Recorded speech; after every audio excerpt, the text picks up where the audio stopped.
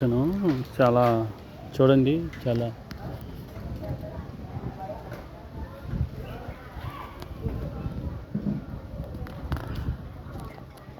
Centre అనమాట, ఊరు centre ఇది. లోపల ఉన్నారంటే వచ్చాను. ఇక్కడ శివర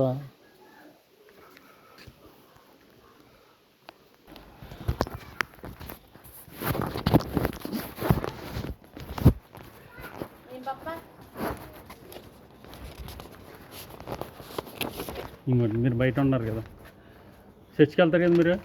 తండ్రి అయిన దేవుడిని ఆత్మతో సత్యంతో ఆరాధించండి అమ్మా సిస్టర్ గారు. ఓకే అండి. తండ్రి అయిన దేవుడు విగ్రహ ఆరాధన చేయకూడదు, యేసుక్రీస్తుని.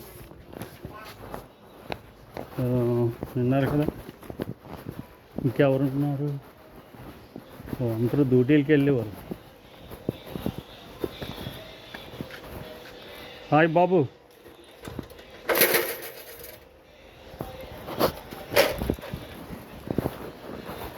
తండ్రి అయిన దేవుని ఆత్మతో సత్యంతో ఆరాధించాలి. విగ్రహారాధనలకు చేయకూడదు యేసుక్రీస్తుని. చాలామంది అలా చేసే దేవునికి దూరం అయిపోతున్న ప్రజలు. మీకు ఎవిడెన్స్ వాక్యాలు పెడుతున్నాను కదా, చూడండి. మీరేమనుకుంటారంటే ఎలాగైనా ప్రార్థిస్తే పరలోక రాజ్యానికి వెళ్ళిపోతాం కదా అనుకుంటారు.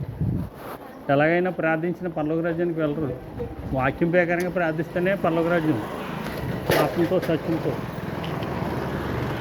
తండ్రి అయిన దేవుణ్ణి చూస్తారు కదా. సెంటరు తెలుగులు అవి బొమ్మలు. ఇది ఒక కాంపిటీషన్ అయిపోయింది అందరికీ. వాళ్ళు ఆడుతున్నారని వీళ్ళు ఆడుతున్నారని వాళ్ళు కాంపిటీషన్తో ఇలాగా చేస్తున్నారు. తండ్రి అయిన దేవుడిని ఆత్మతో సత్యంతో ఆరాధించాలి, కానీ బొమ్మలు కదా. వాక్యాలు వేయాలి. ఇక్కడ వాక్యాలు లేవు. నిజంగా చాలా బాగుంది. చూడండి, చూపిస్తాను. దీనికి ఒక గంట, సిలువు గంట, అది ఒక గంట. చాలా బాగుంది. కృష్ణ అంతా మనం వీళ్ళని ఏదో ఏమిస్తున్నామని కాదు, కానీ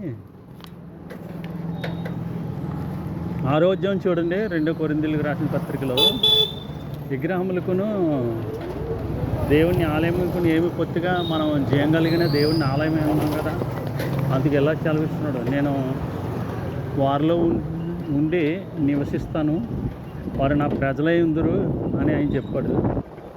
అలాగే మొదటి పత్రిక రాశాడు, కొరింథీయులకు రాసిన మొదటి పత్రికలో గట్ట విగ్రహములకు పారిపో అన్నాడు, దూరంగా ఉండండి అన్నాడు. యోహాన్ గారి గట్ట అదేమో మాట చెప్పాడు ఆయన.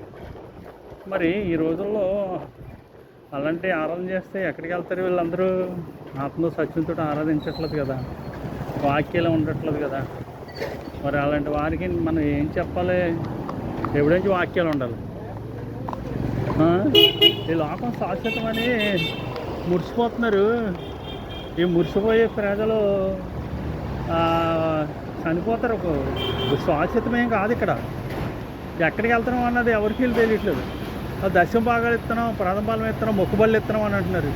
అవి అనాథులకు, దద్దులకు, పేదలకు, అంగహీనాలకు పోవాలి. ఈ ఇలాంటి వాళ్ళకి కాదు, ఇలాంటి వాళ్ళకి కాదు. ఒకసారి తెలుసుకోండి ప్రజలారా, సత్యాన్ని గుర్తించండి. అసత్యాన్ని నుంచి బయటికి రండి. మీరు ఏదో అనుకుంటున్నారు, కానీ నిజంగా మీ పాస్టర్ తీసుకెళ్ళడం, మీ సంఘం తీసుకెళ్ళడం. మీరు సత్యాన్ని నమ్మండి. అందరికీ తెలియండి ఇలాంటి అన్ని వీడియోలు. వందలండి సారు. ఈ రోజుల్లో విగ్రహారాధన జరుగుతుందండి. ప్రభువు నమ్ముకున్నాక అంటే ప్రభు దగ్గర ఒక డిబ్బీ పెడతారు, సిలువు దగ్గర ఒక డిబ్బీ పెడతారు. అయితే ఈ డిబ్బీలు మనకు అవసరం లేదు. విగ్రహారాధన అంటే అదే. వాటికి ప్రార్థన చేస్తున్నారు. 2 ముగ్గురు ఎక్కడ ఉన్నారో అక్కడే ఉన్నాడు ఆయన. వీళ్ళు ఇది మర్చిపోయి ఇలా చేస్తున్నారు అంటే వాళ్ళు బైబిల్ చదవరు అమాయకమైన ప్రజలు. బాధకులు చెప్పాలి కదండి, బాధకులదే కదండి బాధ్యత. అవును కదండి. అది ఏంటంటే ఎవరికి మేము విరోధం కాదండి సార్, మమ్మల్ని మన్నించండి. ఎవిడెన్షియల్తో నేను అందరికీ అందిస్తున్నాను. నా ఫోన్ నెంబర్ ఉంటుంది, మీరు కాల్ చేయొచ్చు. ఈ సహోదరు ఫ్యామిలీ అందరూ చర్చికి వెళ్తారు. వీరి గురించి ప్రార్థన చేయండి. వీరు మాత్రం ఆత్మతో సత్యంతో తండ్రి అయిన దేవుడిని ఆరాధిస్తారు. బొమ్మలను పూజించరు వీళ్ళు. అది మీ అందరికీ నా హృదయపూర్వకమైన వందనాలు. అంటే తండ్రి అయిన దేవుని ఆత్మతో సత్యంతో కదండి ఆరాధించేది. అలాగైతేనే తండ్రికి ఇష్టం, లేకపోతే పరలోక రాజ్యం లేదంటండి. అంటే విగ్రహారాధన చేస్తే పరలోక రాజ్యం లేదు, నరకమే పోతారు. ఓకే అండి, వందనాలండి. మీరు చూడొచ్చు ఇదంతా బ్యాంక్ పక్కనే ఈ ఏరియాలో ఇలాగా. ఓకే అందరికీ వందనాలు.